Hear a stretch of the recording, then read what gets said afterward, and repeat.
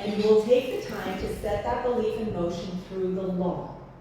To daily see the perfect man and to daily declare for his objective appearance is correct mental practice and will heal. Basically, if you distill down this quote, what he's saying is, what we focus on expands. And that we always get to choose what it is that we're focusing on.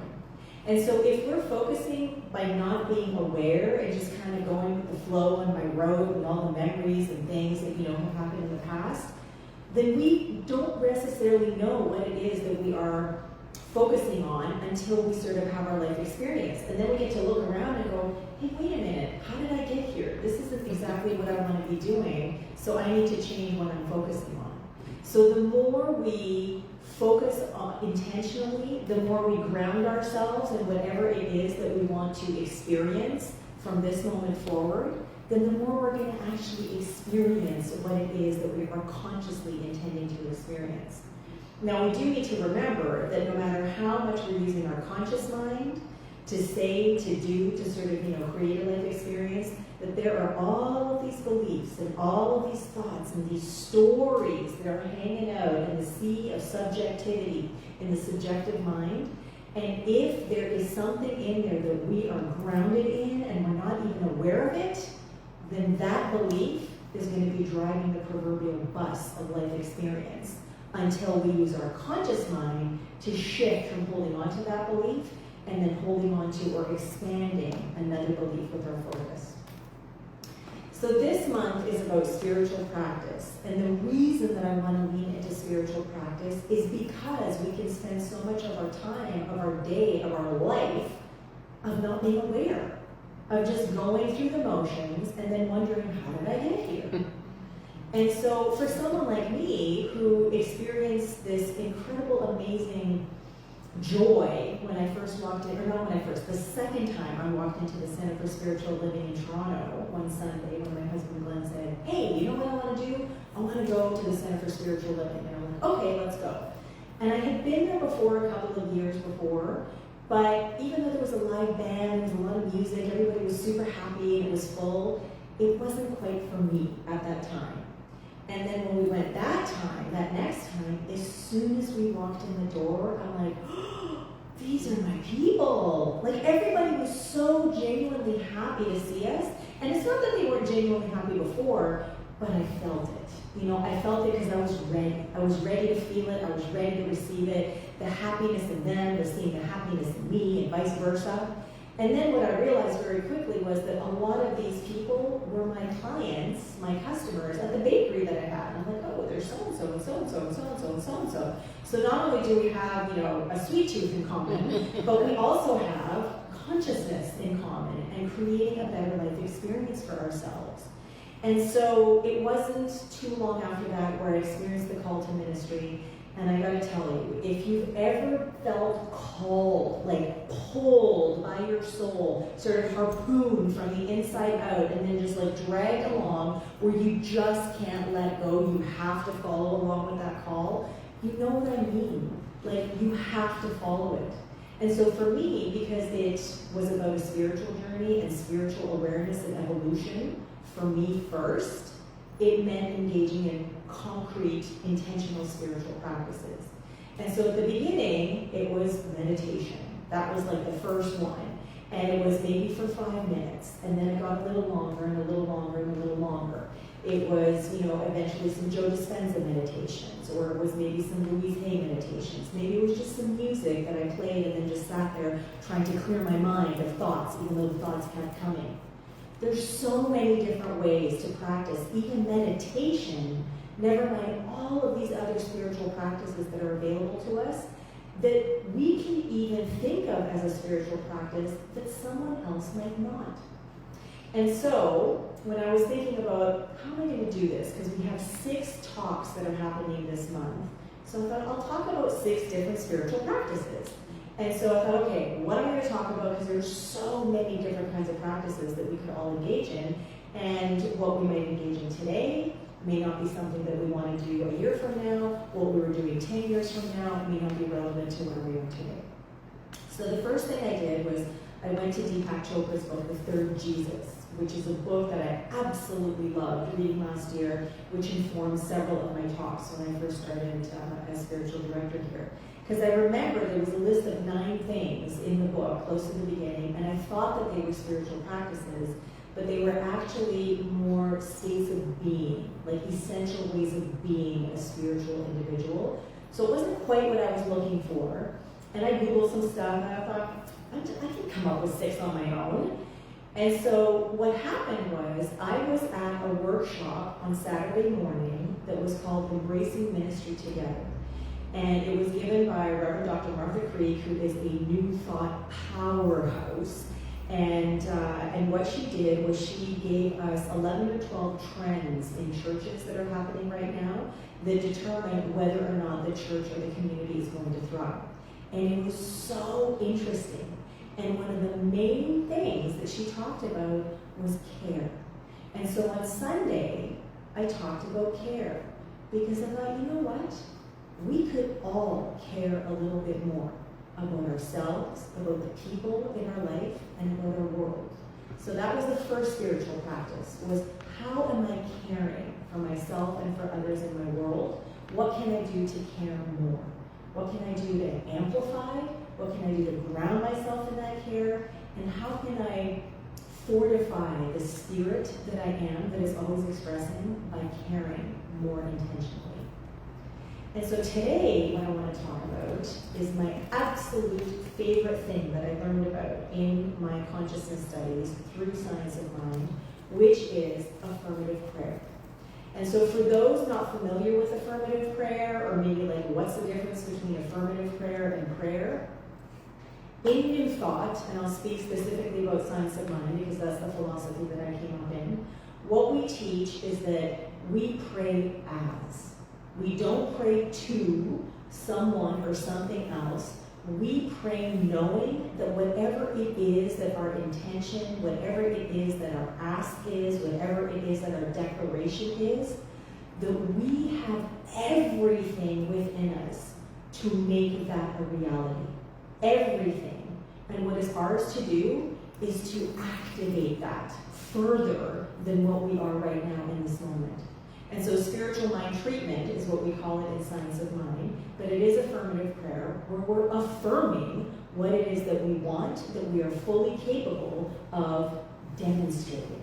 Not even manifesting, but demonstrating. Because what is happening when we are praying, what is happening when we are affirming, is that we are saying, this is who and what I am, and I want to experience more of that. And I know that I can, and it's happening right now. So there are steps to spiritual mind treatment, which we have to learn for our exams, and when we first start practicing, it takes 2 years of spiritual practitioner studies, like practice, before you can really sort of get beyond the steps and just get into the feeling of it all. Because really it's about the feeling and it's about the faith behind the words and behind the intention that is being spoken. And so the 5 steps, if you will, are recognition, which I'm going to use energy here. Recognition, energy is all there is. There's nothing else. If there's only one thing going on, then energy is that, nothing else. Identification, I am that energy.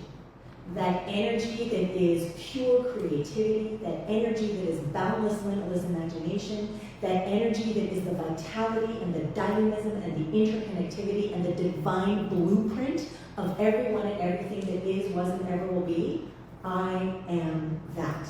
And like I said at the beginning, not just a tiny bit of it, but all of it, all the time. And then the third step is declaration. This is my intention. This is what I know. This is what I am praying for, knowing that it is happening and available right here, right now. Gratitude is step 4. Expressing gratitude and appreciation, knowing that it is already done, even before we might be experiencing it or seeing it in our day-to-day life. That is the vibration that starts to attract all the resources and the opportunities required to realize whatever it is that we're treating for. And then the last step is release. Just letting go and knowing that it's already done. And the phrase that we use is, and so it is. And so the title of my talk today is, and so it is. And so when I was looking for a picture today, an image, I was thinking about the song, People Get Ready, and this train. And Kelby and I were talking about some of the lyrics, and he said, oh, maybe we should change some of this, because it doesn't quite fit in with the message of New Thought. And I'm like, no, leave it, because you know what? I can interpret pretty much anything from a New Thought perspective. And so I want to go to some of these lyrics and talk about the lyrics in the song sort of as spiritual mind treatment. So, people get ready, there's a train coming. Recognition, okay? Just this is what's happening right now. There's a train coming, that's the only thing that's happening. Just acknowledge that it's happening right now. Recognition. You don't need no baggage, you just get on board. There's nothing special that you require. There's no know-how. There's no special papers. There's no I don't know what it is that I want to say, but there's nothing extra that you need to bring with you because you already are it. So it's just, there's a train to come in, I'm getting on, and I'm just like, here I am sort of thing. I'm part of the train. I am the train. All you need is faith to hear the diesels humming. Don't need no ticket, you just thank the Lord. So here's kind of a mixture of declaration, this is what my intention is, this is what I want, this is what I'm knowing in this moment, and the faith is the key ingredient that's going to keep that train moving, that is going to keep those diesels humming, that is going to keep that prayer being realized. And then you don't need no ticket, you just thank the Lord. I am grateful. And just let it go. I am grateful. Even if I'm not experiencing it at this moment right here, I trust and I know that it is already done. Whether you want to say in the mind of God, in the universal intelligence, in the quantum field of infinite potentiality, wherever, whatever it is that is meaningful for you, it's already done. Because here's the thing. If you thought of it, then it already exists. Because otherwise you wouldn't have thought of it. It wouldn't have come into your purview. It already exists. So if you allow yourself to open up to the infinite possibilities that are available, and if you have the faith, and you feel that it is already done, and then just let it go, then you open up to all of those opportunities to actually experience it in this moment right here. So further down in the song, faith is the key, open the doors in boredom, there's hope for all among those loved the most. So again, faith, you really got to feel it. The words can't be empty, the declaration can't be hollow. You really need to believe, you need to mean it. And this is where faith is so important, because if you are relying on, I will believe it when I see it, you're never going to get there, because you're always going to be holding on to something outside of yourself to prove something to you. But if you're like, nope, I know with every fiber of my being that this is what's happening, that this is possible, that I can do it, I believe, I believe, I believe, that is what's going to get your prayer moving. That is what's going to get you a demonstration. There ain't no room for the hopeless sinner who would hurt all mankind just to save his own. So this kind of goes to the missing the mark part, where we can use our mind intentionally, but in a way where it feels like, you know what, the law isn't working right now because it's not giving me what I say that I want. But here's the thing, when we talk about the law, when we talk about spiritual laws, when we talk about the law of attraction, let's say, or the law of cause and effect, even when you think it's not working, it is totally working. Because whatever is happening out here is a reflection of what's going on in here and here. And if you're not sure what's going on in here, if there are mixed ideas and thoughts in here and here, you're going to get mixed experiences out here. And so the law is always at work. And so we need to consciously ground ourselves in what it is that we want. We need to keep fortifying our spiritual beingness with spiritual practice. And we have to believe that we are that which is fully capable of demonstrating in, through, and as us every moment of every day. So back to another quote by Ernest Holmes. Spiritual man is perfect, but his individual use of life and law enables him to cover a perfect idea with an apparently imperfect cloak. So this kind of goes back to what I was just saying about the law, that we have that in us which is so perfect, so pure, so profound, so fully capable of demonstrating fully and completely in, through, and as us. But we get trapped in these ideas of, I don't know how, I don't have enough time, or money, or energy, I'm not worthy. And those beliefs, if they are strongly rooted enough, they get in the way of us expressing as our true selves. So it's up to us to focus on what we want to expand and really get clear on, I know that I'm perfect. I know that I am. Even if I feel like I'm not right now, there is that in me that is so pure, so whole, that is so untouched by anything that I could ever think, believe, or feel that anyone could ever say, any diagnosis that could ever be given, any experience, anything that I might see on the news. That's who and what I am. That's what I'm going to focus on. So the picture, I was trying to find a picture of a mystical train. And then I found a picture of these train tracks. And I thought, no, this is better. Because this is what every single moment is. Every single moment we are at this junction or this crossroads where we get to decide consciously or unconsciously, where we get to choose. And a lot of people will say fear or love. When you kind of distill it down to like, what are you choosing? It's one of those things. Well, I'm going to offer that it's all love, all the time, but it depends on the lens through which we're viewing our world. It depends on the perspective that we're seeing our world through, that we're experiencing our world through. And if that perspective is clouded over by that imperfect cloak of those like ideas that are less than perfect, of I'm not worthy, I don't know how, all that kind of stuff, then the love that we are, the love that is the essence of everyone and everything, it's going to feel icky and yucky and imperfect. But really, it's just the way that we're perceiving it. So, if we take the song lyrics and we just think about how we can get ready anytime, how every single moment we're at a junction or at a crossroads where we get to decide consciously, what do I want to ground myself in? How do I want to fortify myself?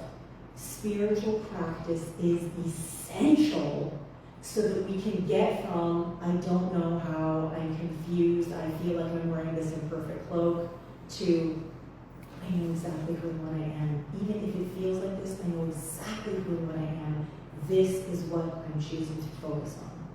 The more we practice, the more we fortify our mental muscle, our spiritual muscle, and then the more we can continue to ground ourselves in what it is that we truly want every moment of every day. So my question to you is, are you willing to commit to daily practice of mental healing to discard the cloak and reveal your true self? Because every single moment is an opportunity to do so. And as always, every single moment, the choice is yours. Thank you, and so it is.